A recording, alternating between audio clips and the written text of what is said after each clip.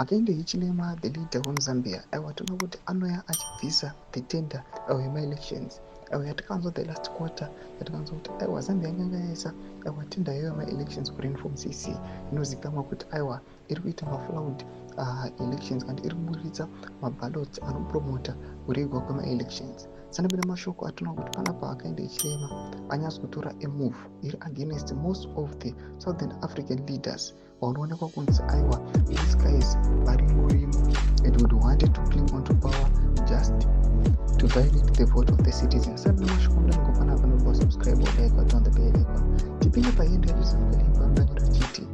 The Electoral Commission of Zambia is today giving the tender to print 2026 election ballots to AI Ghurair Printing and Publishing, a company based in United Arab Emirates. The tender, which was previously given to Rainform, a company linked to Zimbabwean businessmen, is henceforth cancelled. Cancel the tender in February 2026. It aligned navakumana vana wekinojivai namuzi wakuti accounts akumandisa vachipiwa those tenders ma-elections anguva fraud.